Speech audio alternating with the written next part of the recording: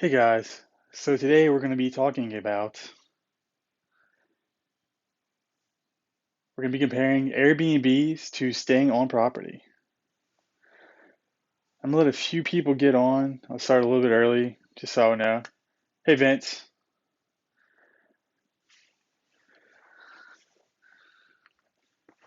and I'll be completely honest, I am absolutely biased towards staying on property, but today we're going to find out why it's the right choice. My couch has a few pillows from resorts, so I'm very, very biased.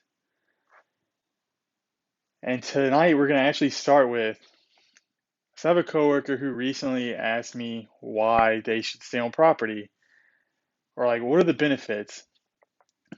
And there's a long list of benefits I could tell you. Hey Carrie, and not all of them are back, but they're all coming back like in a swarm. So, and honestly, any day now they're all going to be back, and it's going to be absolutely amazing to get back to where we were. But his story alone is one reason I will always stay on property. And he told me that him and his wife went with their two daughters a couple of years ago, and I think they went with in-laws, but that's not really the problem they had. So many people who have stayed off property or have drove to the parks might know this better than others. But whenever you go and stay off property or drive to the park, you park in a massive parking lot.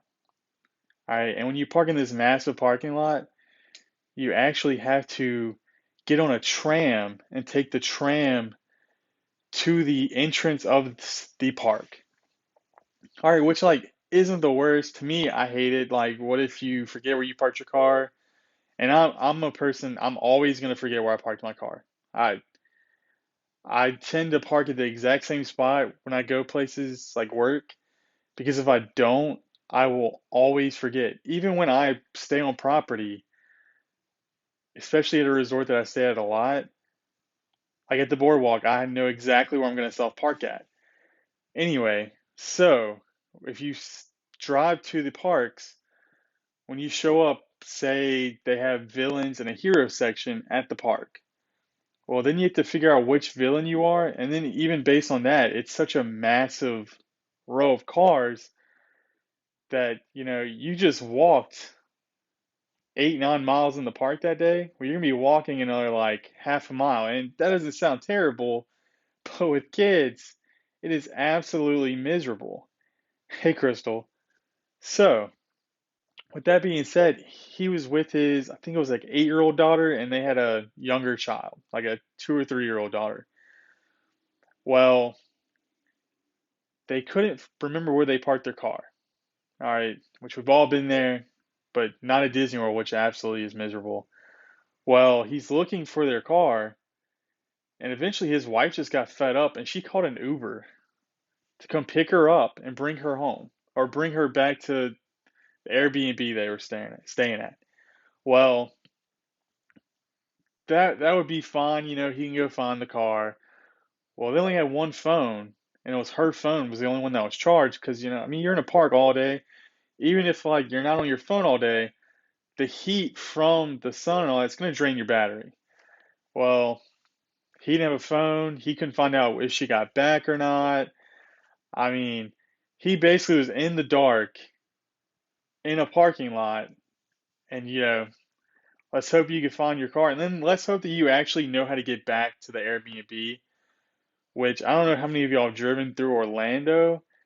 Uh, Disney property alone is pretty miserable to drive and navigate, much less Orlando.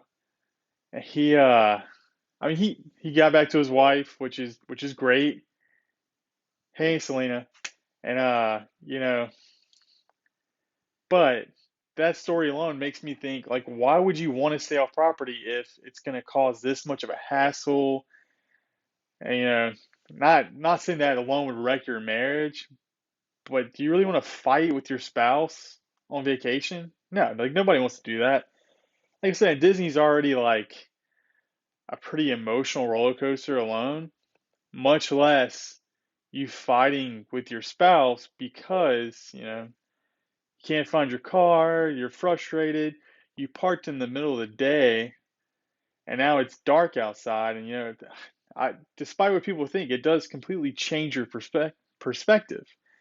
You can't find like that one weird green car that you parked next to and you're like, "Oh yeah, I'll remember that car."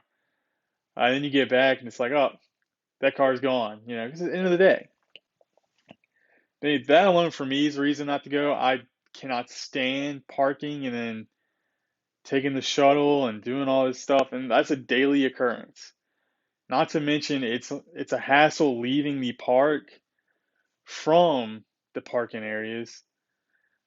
It's all just a massive hassle. And vacations are supposed to be relaxing and fun, and you're supposed to enjoy all this time with your kids. And you're not going to be doing that if you're all fighting because you parked in the middle of nowhere. But that's one of the top reasons to stay on property for me is Disney has bus transportation to and from the parks. And one, I mean, I know after a long, exhausting day at the park, I don't want to be navigating, leaving the park with tired kids and it's miserable. Anyway, so that's my coworker's experience. And from that to my personal experience, my first trip with my now wife, we had just recently gotten engaged. And I completely appreciate my in-laws for paying for me to go with them. But we stayed at an Airbnb off property. And I grew up staying on property my entire life.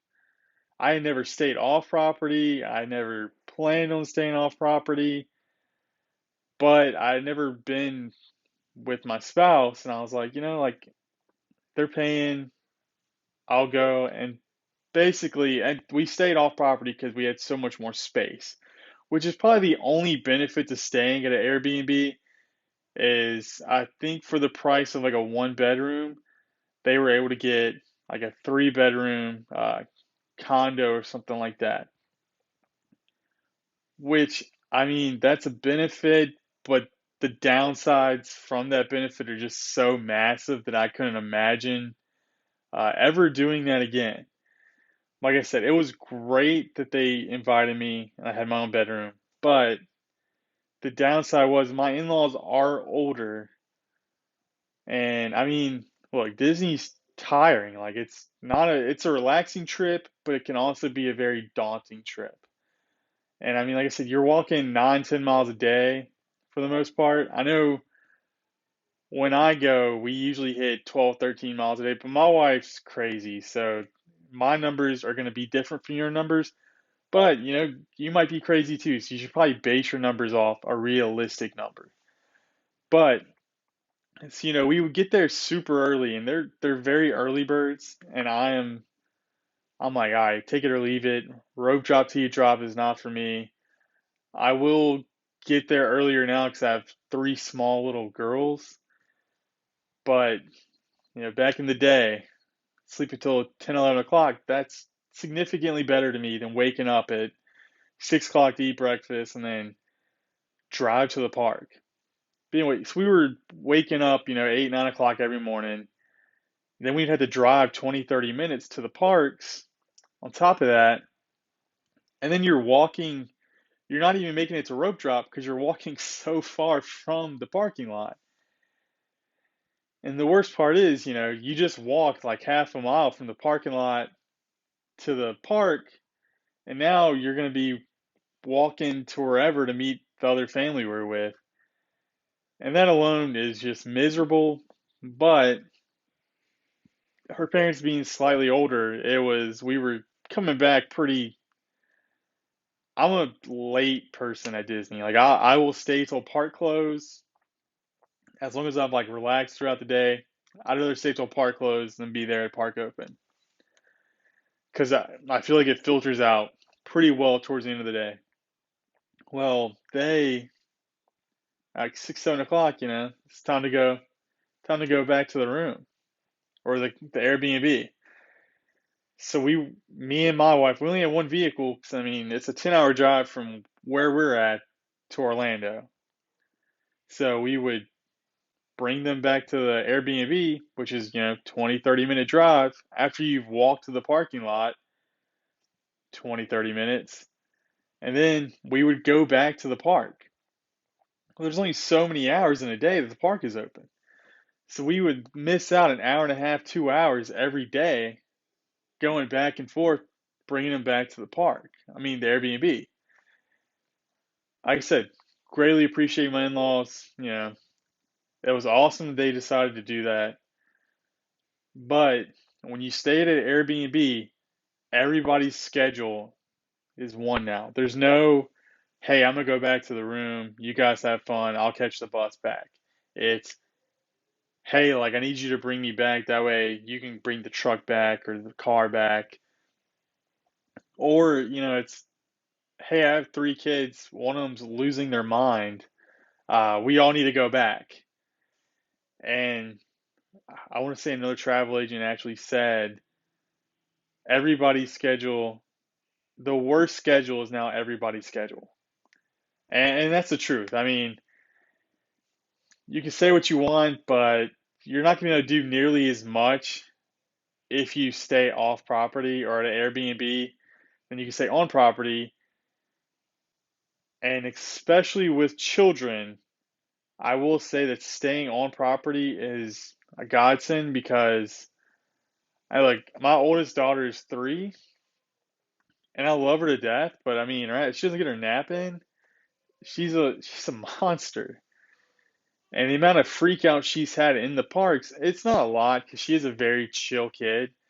But I've seen a lot of parents, like they're like screaming at their kid's crying, but they're just tired, I mean, and if you're on property, you can take that hour and a half break, walk back to the resort, or get on a bus back to the resort, let your kid take a nap, and then go back. And you might have missed out an hour and a half, 2 hours, but what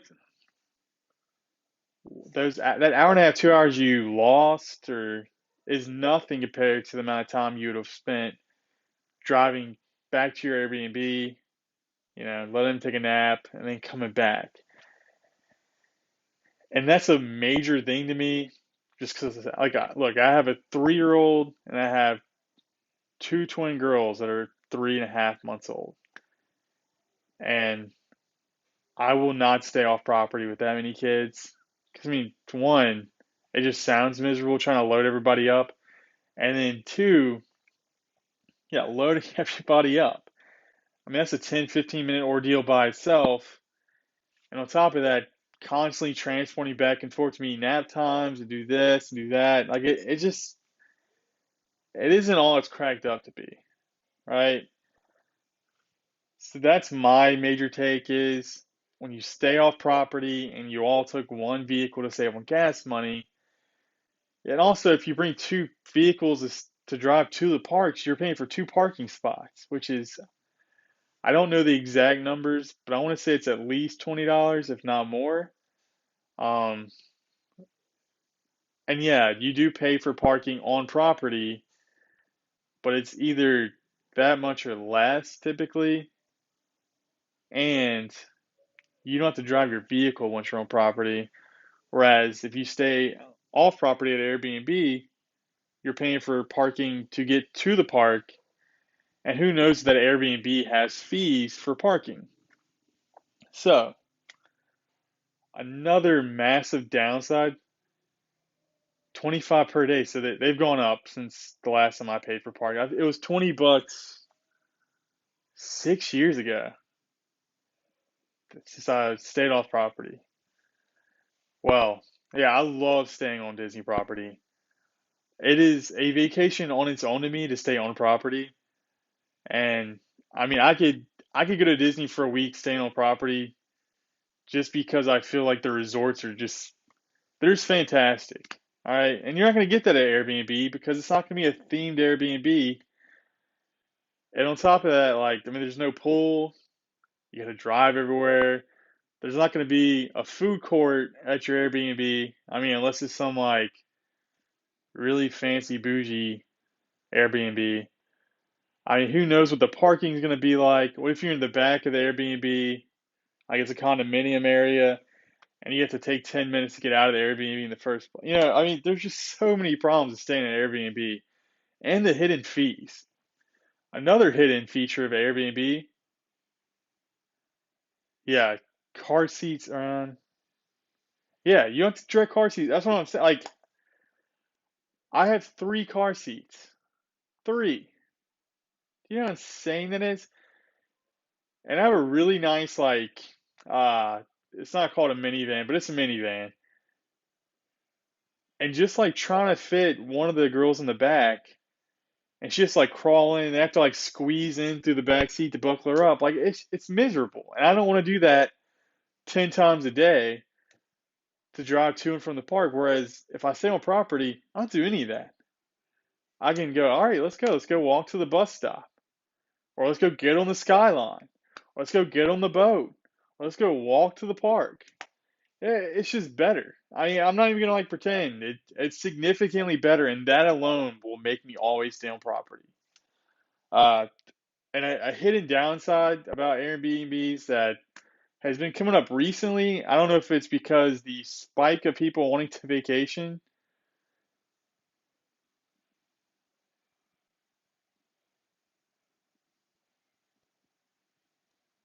retam car availability. Oh yeah, it is. Yeah, my dad actually traveled to Tennessee recently for my sister. She just graduated college. Big congrats. Uh, and they actually ended up driving all the way to Tennessee instead of flying. They were gonna fly to like Wisconsin, I don't know, some state up north, and they actually ended up driving their own vehicles because in order to rent a vehicle based on the shortage, it was gonna be uh, hundreds of dollars more than originally quoted, and they lost their original rental. AKA the rental company decided to cancel it. Montana, thanks. Uh, but Airbnbs now can actually just cancel your resort or however you want to call your Airbnb out of nowhere.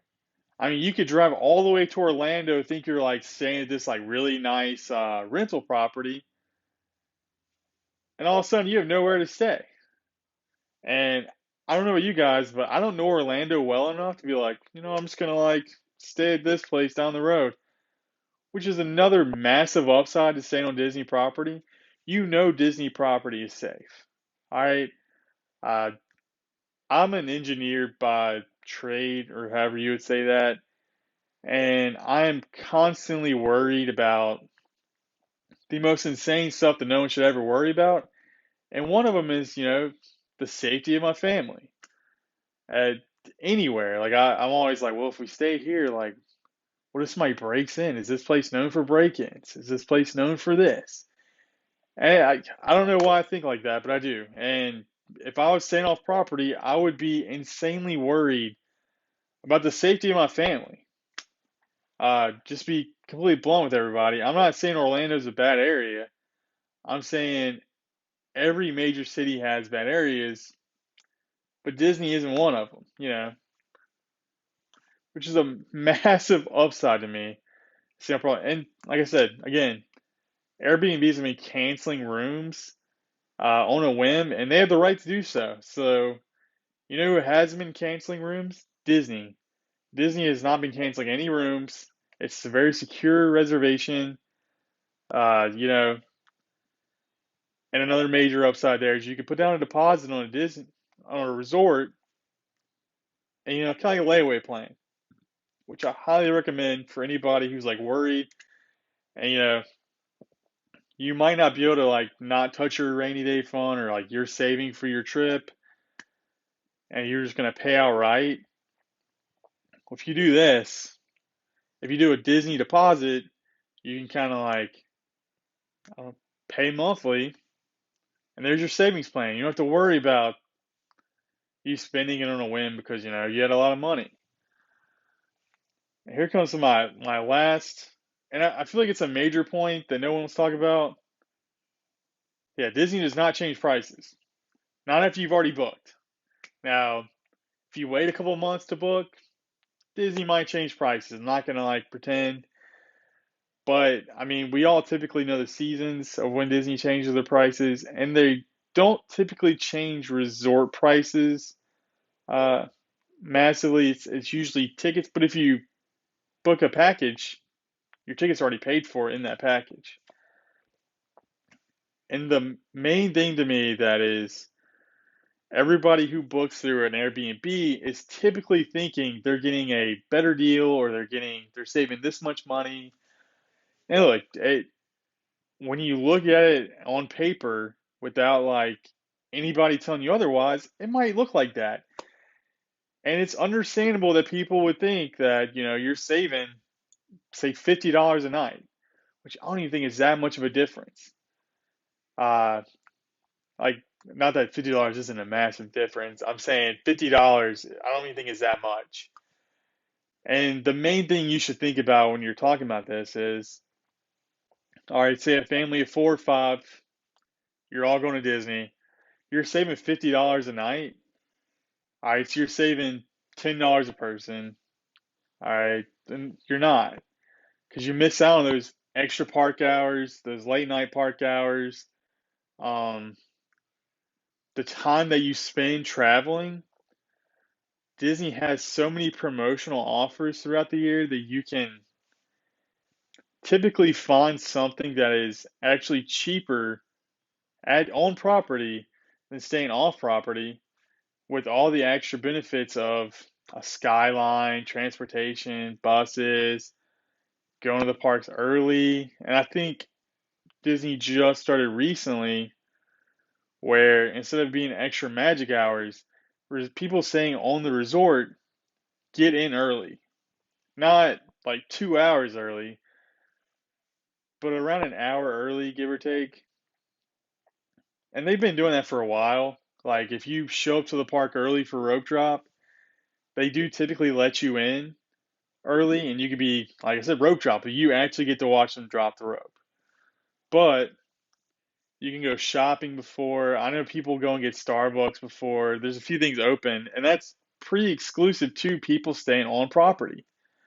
And then, like I said, nighttime. Hopefully, Disney brings this part back where they used to scan your band or whatever you were wearing, and anybody they would scan your band as you're walking through like the fast pass line or like that general area, and you'd get like an extra hour in the park after they'd kicked everybody out who wasn't staying on property. And whenever you have like those, say an hour in the morning, an hour in the afternoon, or hour at night of extra magic, that's 2 hours where the crowds are substantially less. So not all hours at Disney are created equal, right? So an hour with less crowds, you're going to get a lot more done than an hour at, noon or like during this time or this time.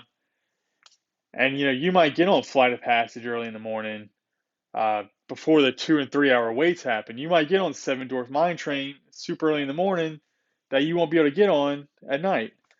I mean, the amount of times that we've stayed late and we've ridden like, okay, so Space Mountain's like my favorite ride all time. It is the best ride at Disney World. And I remember me and my wife, we just like would get off Space Mountain and go run back on Space Mountain.